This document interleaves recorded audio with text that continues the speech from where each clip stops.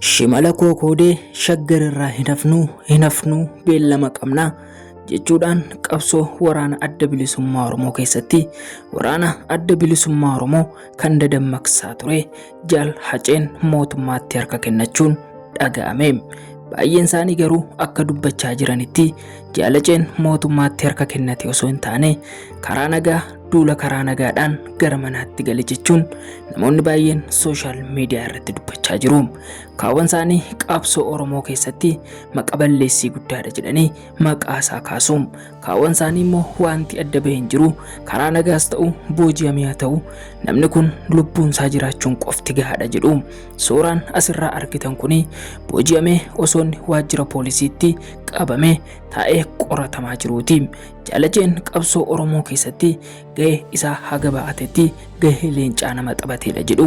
Hiriyyaa Jaal Mo'ituu faa ta'uudhaan waggoota 5 dura qabsoo Oromoo keessatti shoora guddaa ba'achaa ture. Garuu Jaal Haceen yeroo ammaa waraana adda bilisummaa Oromoo ganuudhaan gantuu jedhamee sooshaal miidiyaa gubbaatti arrabsamaa jiraachuunsaa dhaga'ame. Shimala kookoodee shaggarirraa hin hafnuu beellama qabna jechuudhaani qabsoo Oromoo keessatti gama muuziqaadhaan gahee isaa kan baafate Jaal Haceen har'a garuu qabsoon Oromoo itti ulfaachuudhaani gara mootummaatti harka kennatee karaa nagaa gara qe'ee isaatiitti galee dubbiin jettuu sooshaal miidiyaarraa dhaga'amaa jiraachuu odeeffannee. Akka namoonni tokko fi namoonni itti dhiyoo jiran dubbatanitti wanti adda bahee hin jiru. Harka kennatus mootummaatti harka kennatee galus waraana irratti booji'amus iccitiin waraanaa iccitiidha. Nuti iccitii gootaa dabarsinee hin dubbannu. Namni kun garuu lubbuun jiraachuunsaa qofti gahaadha. Isin immoo wantoonni kanaan dura hojjetaa tureen sooshaal miidiyaa irratti maqaa isaa ol kaasuurraa cal jettanii osoo ilaaltanii bareedaadha jedhu. Gaafa jaalli qabsoo dirree Oromoo irratti wareegamu, gaafa inni dhiiga isaa lolaasu, lafee isaa Oromoof Oromiyaadhaaf cabsu namni gaddeef hin jiru jettu. Har'a immoo harka kennatee ni booji'ame ni ganame jechuudhaani waraana adda bilisummaa Oromoo galee mana manaatti gale jechuudhaan warrooti arrabsitan osoo of adabdanii gaariidha jechuudhaan namoonni baay'een isaanii ni dubbatu. Amma garuu akka dhaga'amaa jirutti Jaal Haceen mootummaatti harka kennatee gara manaatti akka galeedha. Kaawwan isaanii garuu harka kennatee galee osoo hin taane lola guddaa godina Wallagga Lixaatti baname irratti booji'ame naannoo Salaalee erga dhufee booddee waajjira poolisiitti harka kennatee jiraachuusaadha. Garuu haga ammaatti olola sooshaal miidiyaadha malee wanti haga ammaatti adda bahee hin jiru.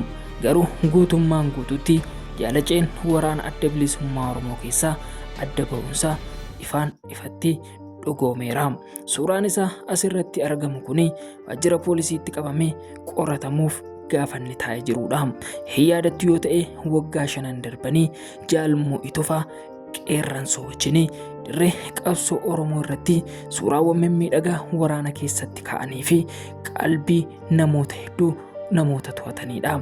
Jaal Mo'ituu faan nafsi isaa maaru waggoota dheeraa dura lubbuun isaa kan darbitu yoo ta'u qabsoo Oromoo keessatti nama gahee isaa baateedha. Garuu hiriyaansaa Jaal Haceen yeroo ammaa kanatti mootummaatti harka kennatee gara qe'eetti galtee dubbiin jettu Oromoof Oromiyaa akkasuma uummata Oromootti dhibee guddaa taatee jirti. Jaalli kun qabsoo Oromoo dhiisee gara manaatti galuun daa'imman keenya abbootii keenyaaf namoota isa jaallatan hedduu gaddisiisuu dubbatu. Garuu Jaal Haceen yeroo ammaa waraana adda bilisummaa Oromoo keessaa harka isaa fudhachuutu dhaga'ame. Kaawwan isaanii akka dubbatanitti mootummaatti harka kennate taanaan ofii isaatiin of galaafate jedhanii dubbatu. Maaliif jennaan waraanni adda bilisummaa Oromoo yeroo ammaatti duula filadhaa geggeessaa jiru irratti yookaan waraana banee aangoo fudhachuu yookaan immoo gara qe'ee isaatti karaa nagaa dacha'uudha jedhanii waan amananiifi. Jaal Haceenis yeroo ammaa mootummaatti harka kennatee gara maatii jira osoo hin taane waajjira poolisiitti qabamee qoratamaa akka jiru akkasuma ganaan murtiin akka itti murtaa'udha jedhu. Erga murtiin itti murtaa'e booddee filannoo kana booddee haalli hundumtuu ni ulfaata. Adabamee waggoota 20f mana hidhaa turuu danda'a yookiin immoo lubbuun isaa dhabamsiifamuu danda'a jedhu. Waraanni adda bilisummaa Oromoo tokko akka dubbatutti Jaalaceen nama gaariidha. Biyya kana nama ijaaruu danda'udha. Garuu dogongora xiqqoo hojjetee fi habooji'amus harkaa kennatus inni amma harka mootummaa galee jira. Achitti lubbuusaa Waaqni akka eeguu fi amantii qabdaniin Waaqa kadhadhaafi jedhu. Baay'een isaanii garuu akka dubbatanitti seenaa garaa nama nyaatu hedduu qaba. Harmeen isaa du'a mucaa kootii arguurra jettee waggoota muraasa dura lubbuu ishee kan dhabamsiistedha jedhu. Jaalala mucaa isheetiif qabduu fi mootummaan manatti dhaquudhaan mucaa kee qabdee hin fiddu taanaan xiyyitii tokkotu si ga'a jechuudhaan gaafa xiyyitii hiixatanii fi isheenis an du'a mucaa kootii arguurraa ani du'uu wayya jettee of rarraastee of ajjeeste jedhanii dubbatu.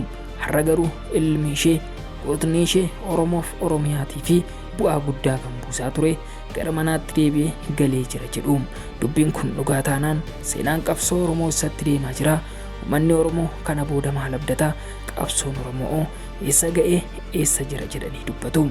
Dhiyeenya kana akka sooshaal miidiyaa irraa argaa jirrutti waraanni adda bilisummaa Oromoo karaalee godinaalee Oromiyaa garaagaraa irratti duula filannoo Marsaa 7ffaa irratti karaa cufuudhaan makiinaalee mootummaaf mini mootummaa garaagaraa daandii irratti abidda itti qabsiisee gaafa gufaa jiru argaa jirra. Jaalaceen gidduu kana mootummaatti harka kennatee gale taanaan aarii itti bahuu danda'u, lubbuu isaa dhabamsiisuu danda'us jedhanii namoonni baay'een karaa sooshaal miidiyaa isaanii ni dubbatu.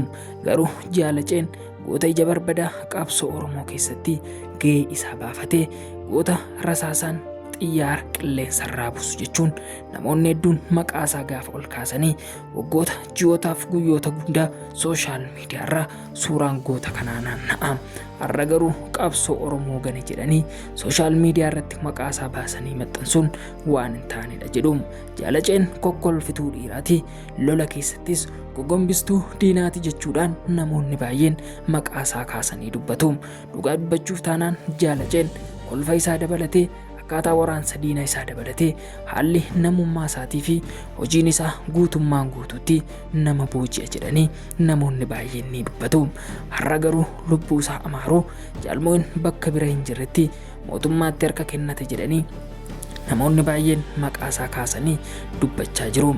Jaalli kun mootummaatti harka kennatu karaa nagaan haa galu, garuu lubbuun isaa ooluun dufti waan tokko jedhanii namoonni hedduun ni dubbatu. Jaalaceen qabsoo Oromoo keessatti nama gahee leencaa taphate yoo ta'u, har'a garuu dadhabbii mataa isaatii haa ta'u yookiin booji'amee haa ta'u yookiin karaa nagaatti amanee gara manaatti galee haa ta'u yeroo ammaa kana harka mootummaatti argama. Bakka inni jirutti Waaqni lubbuu isaa haa tiksu jedhu. Yooyyaa harka fuunee akkam jirtu hordoftootaaf kabajamtoota Adaamaa De'el irraa qophii keenya isinitti kan deemaa jirru waraanni adda bilisummaa Oromoo filannoo Marsaa 7ffaa ni mo'amoo ni injifatamaa kan jedhu qabatamaatti guyyoota muraasa dura qabannee kan isiniif dhiyaannu yoo ta'u, kan asirratti argitanii goota ija barbadaa Jaal Mo'ii Tufaati.